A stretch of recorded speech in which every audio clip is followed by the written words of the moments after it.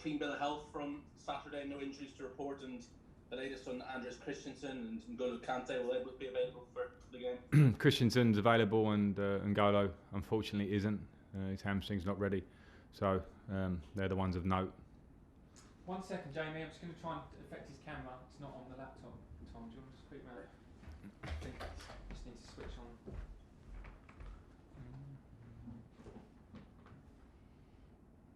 Start video button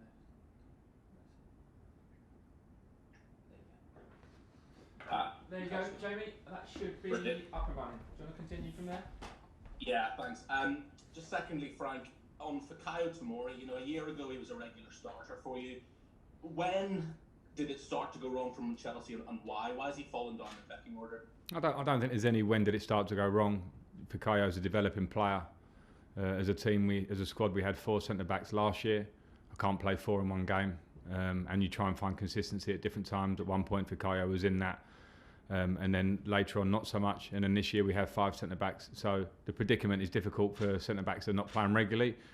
And that's why he may go out on loan for his development. As I say, as a young player, his development has been a huge rise in the last 2 or so seasons since I've been working with him. And that will continue, and we'll find the best path for that. The reports are that it's with an obligation to buy to AC Milan. But from what you're telling me, I assume you'd like him to return. We haven't got any. There is no detail on what those reports I've read as well, but they're not to be confirmed. Okay, thanks very much, Frank. Thank you. Emma Saunders. Hi, Frank. Hi. You talked about the confidence levels perhaps lacking a bit in some of your forward players. Now, Mason Mount doesn't look like a player that's lacking in that department at all, especially not against Fulham. I just wondered how much you think his performances can help raise the confidence in those other players around him who are perhaps not hitting their full potential at the moment. Yeah, certainly it can help because you can see that Mason's playing with confidence, hence his 2 goals in the last 2 games, but his general play is really good. I keep talking about him a lot and since the weekend, and I think his work ethic in training is one of those reasons, the way he keeps his standards high every day. So I think there are things that other players can look at with Mason. And at the same time, it's clear when you're in a difficult patch individually or collectively, you have to fight and play your way out of it. So you rely on players around you doing their job. Mason's doing it at the minute, but we've got lots of players like that in forward areas. We just need a kickstart from them. We need to see some numbers, some production from the front end of the pitch.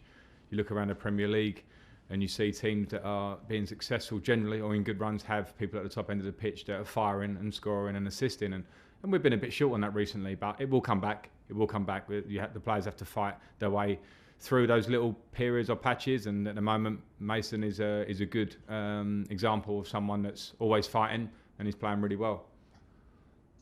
Looking ahead to this game against Leicester City, I just wondered where you think Leicester are in this title race and just how open you think it is in general.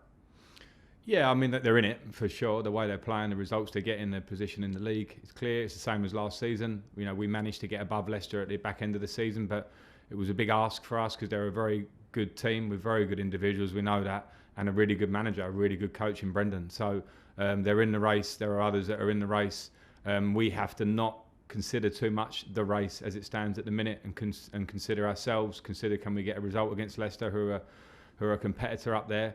And then see can we get wins together that will propel us back up to where we want to be. But the race is relatively open, especially in comparison probably to recent years, I suppose.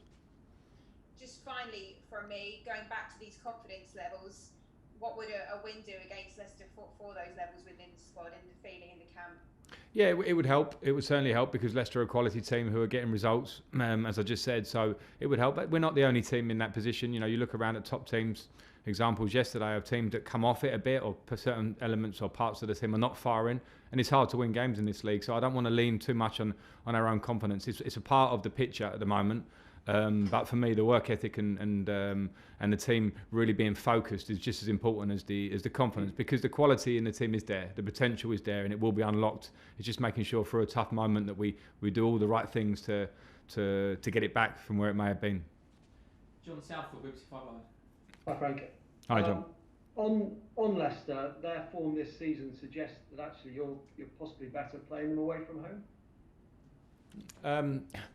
I don't know. I think, yeah, maybe on form. I don't think form or those sort of things directly relate. Sometimes it's type of teams that want to have possession, want to counter-attack, want to sit deep. And I think Leicester and in Brendan, they have capability to do both as a team. So I'm not considering that too much. I know you spoke about Timo Werner after the game on Saturday, and you said there are things you could do to help him. I mean, is it purely down to confidence with him, and what can you do to kind of help him find the form that he's in there? We'll speak with him, manage him in that sense, and manage him on the training pitch, because that's where little periods like this always turn around. It's something I experienced a lot in my career, something that all players will experience in their careers in their own ways. When you are a top player, as Timo's shown that he is, all eyes are on and it becomes magnified. But the basics are the same, and that's what my job is, to tell him that and work with him on it. Thanks. Unmute yourself, Moose, and away you go. Hi Frank, how are you? Good, thank you. I just want to follow on about Timo Werner. I mean, I've covered Chelsea long enough, and you played for them long enough to have seen strikers arrive, or forward attacking players arrive with really big reputations, the likes of Torres, likes of Morata. What is it about not only Chelsea but a lot of clubs whereby it can be really difficult if you absolutely don't hit the ground running and you get into a rut to end up being labelled as somebody who is not a success at a club? Well, first of all, I don't want to compare him to anybody, because I think if we just narrowly compare him to some Chelsea signings, I think it would be the wrong way. Everybody's story is different. Fernando Torres had difficult times here, but came away winning the Champions League and being a pivotal player in our run to winning the Champions League. So I don't think you should compare too much. All we need to do here at the moment, Timo and myself and teammates around him, is to create the best environment to get the best out of Timo, which means firstly himself working hard. As I say, any striker who knows, and when you see the chance he misses the other day, that's just repetition on a training ground. Everyone will go through those patches, whether you repeat it 1,000 times or not. But when you are in that moment, you must repeat and keep working. And then he also needs support and help around him, and he needs to keep his head down and focus. And my job is to support around him and give him positivity and confidence, because Timo Werner didn't by chance score the amount of goals over the last few years that he scored. He scored those goals because of his huge talent. A tough time for him here at the moment is a small period in what I believe will be a fantastic career from him going forward at Chelsea. I've got no doubts about that, and I hope people around it can also see it that way. And one more on Mason Mount. I mean, obviously, I saw him with you at Derby. I followed his career with Chelsea in England. I don't think he's let anybody down, either at Derby, with Chelsea, or with England yet. Does seem to have some critics. Are they just jealous of him and his talent and his enthusiasm? I'm not sure what they are, if they are his critics. I'm not sure how anybody could really criticise him of late. I felt it last year. Last year, Mason was playing regularly for us, and I felt some of the critics in the modern world. It's really easy to hear them, even if you don't use social media. You lot ask me about it all the time, and I think I mentioned it before. And Mason's the type of midfield player is that he does so much great work for the team off the ball, which I think maybe for the naked eye is not as exciting as a overhead kick or a treble step over. He does all those basics well. He moves the ball so quickly. He's a great teammate.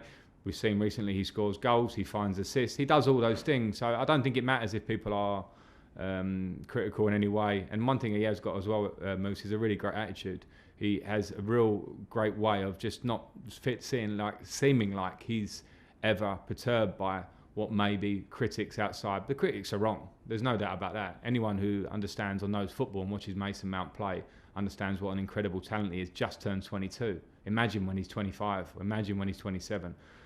So the critics don't matter when it comes to Mason. Funny one on Brendan, someone you know well. Always enjoyable when we take on someone who's a friend. Yeah, it is, and Brendan's a gentleman, and he's a good friend. Was very helpful to me in my career here as a player. Probably working more in the academy, but whenever he came over, it was very clear and evident that he was going to become a great coach in his own right, and he's gone on to do that. I think the jobs he's done at all these clubs have been really, really impressive, particularly of the success he's having of late in the last few years. So, I enjoy going up against him. He's difficult to go up against because he's a really good coach and he's got good players. But at the same time, I'll have respect for Brendan no matter what. We'll have a tough battle and then shake hands. Well, not shake hands, sorry, we'll fist pump. Nick Pewell. Hi Frank. You said obviously forget the title race. That's just, effectively league table for the minute. Completely understand that. Can you get yourselves back into it? And just on the wider situation for January, obviously we've seen a loan for Danny today, and talk. For Kerr's situation's been much talked about. Do you need people to leave to bring people in? Is that a part of the equation for the transfer window? Again, the reason I say about the title race, I don't want to go that far, so it doesn't matter to say whether we can get back in it or not. At the moment, we just need to consider the games in front of us and try and win them and try and push ourselves steadily up the table. We're not in a bad position. We've had a bad short period of form.